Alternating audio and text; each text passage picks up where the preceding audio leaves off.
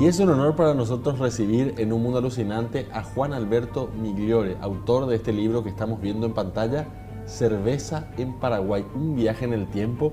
Don Juan, para conocer un poco esta iniciativa de escribir este libro y también un poco la historia de la cerveza paraguaya. ¿Cómo está, don Juan? Bien, gracias. Muchas gracias por la invitación. Sí, es el tipo de cosas que a mí me gusta investigar, ¿verdad? Yo en realidad soy ingeniero civil, trabajo en la construcción, pero me gusta mucho investigar sobre la historia de nuestro país. Temas de este tipo, ¿verdad? Este es el tercer libro. El primero fue sobre la historia de los hoteles en el Paraguay, sí.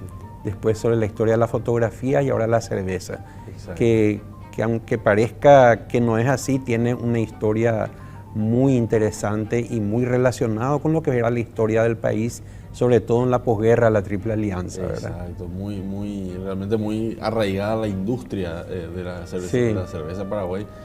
Para conocer un poco los orígenes y también cómo fuiste recabando estos datos. Sí, la base de toda mi investigación son los periódicos, ¿verdad?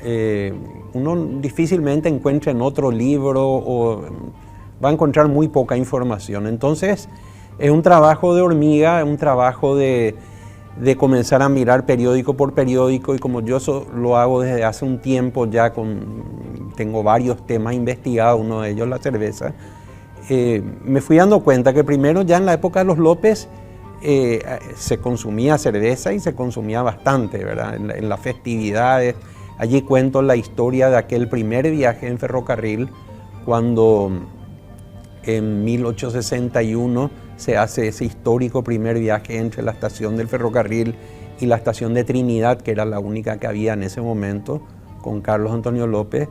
Y al llegar allá era una fiesta popular donde la cerveza era el centro de todo. O sea, se consumía una cerveza inglesa, se importaba de Inglaterra. Hubo cerveza también durante la guerra de la Triple Alianza. De hecho, yo estuve hace poco por la zona de la guerra, allá en Humaitá hasta Paso de Patria, y muchos coleccionistas privados y colecciones allí como el Museo de Humaitá o el de Paso de Patria tienen botellas de cerveza que consumían tanto los aliados como los paraguayos, ¿verdad? Y es en la posguerra que comienzan a aparecer las primeras fábricas de cerveza locales, que eran fábricas muy pequeñas todavía. Artesanales, por ejemplo. Sí, es lo que hoy sería una fábrica artesanal, ¿verdad? Hay una que estuvo en lo que era la calle Florida, que hoy es Benjamín Costán, que era un alemán de apellido Sieber, que estuvo 2 años después vendió eso. Y la primera fábrica con cerveza, con nombre de marca y con productos, es una cervecería que estaba en lo que en ese entonces era el barrio Salinares, que hoy sería Las Mercedes. Sí. Y era un catalán llamado José Carbonell que tenía una cerveza que le dio la marca La Criolla, ¿verdad? Esa fue la primera cerveza con marca que yo encuentro, y probablemente sea la primera en realidad.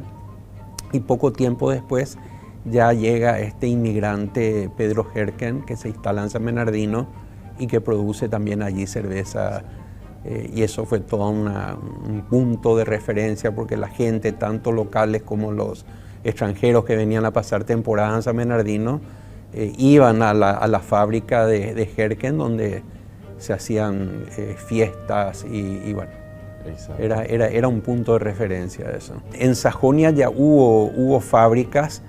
De hecho, una de las primeras fábricas de cerveza acá estaba sobre el río, al lado de lo que hoy es el Club Deportivo de Puerto Sajonia. Exacto. Sería la Marina, creo que está hoy ahí, o sí, al lado de la Marina.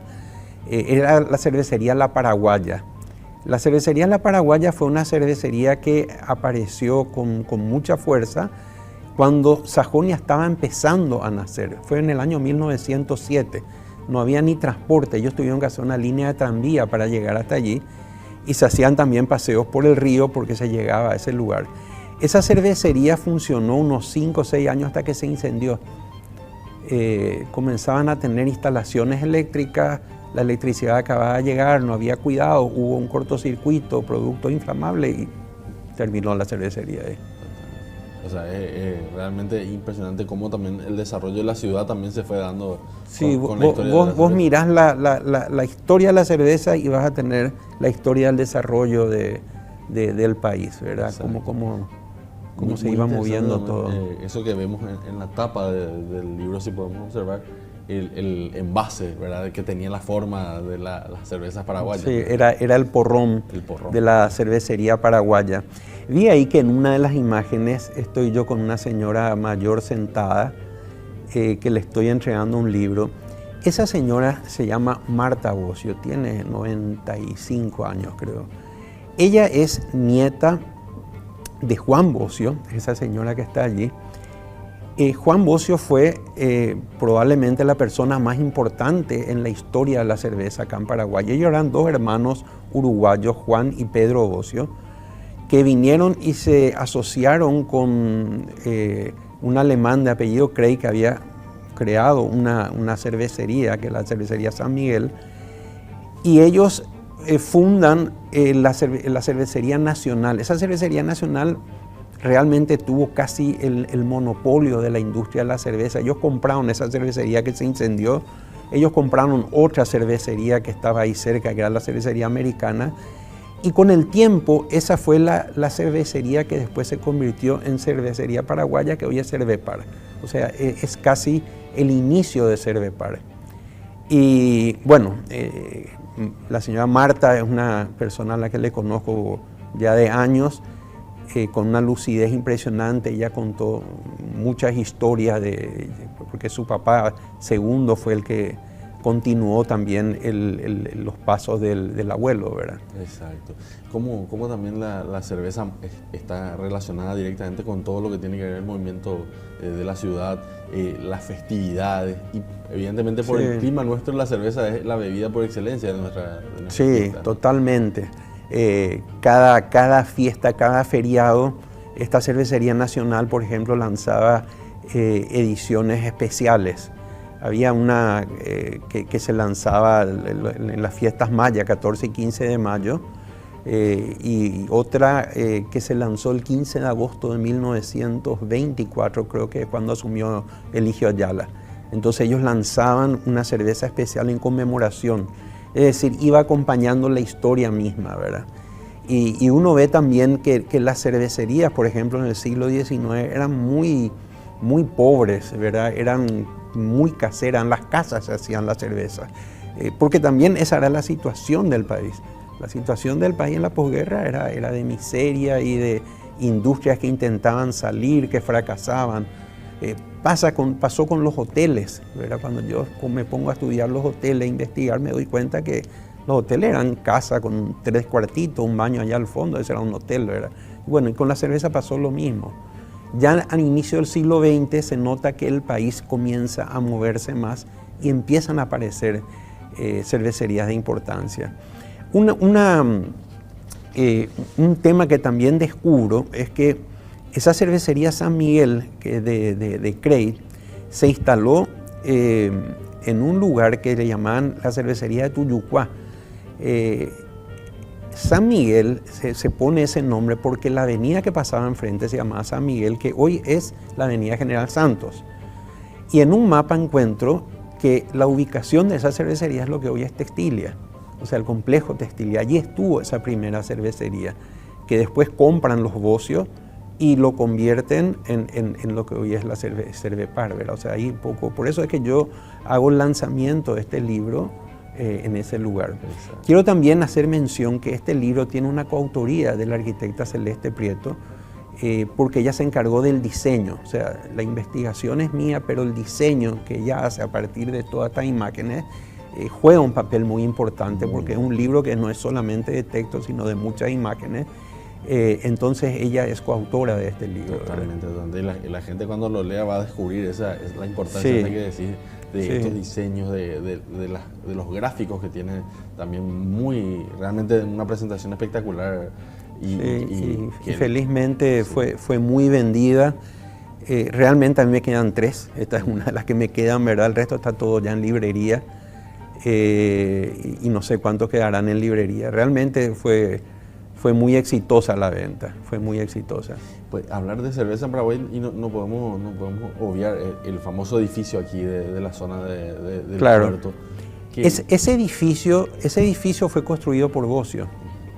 Bocio lo construye en 1910 porque ya le quedaba lejos esa cervecería de Tuyucua y fue probablemente una de las obras más importantes de la época.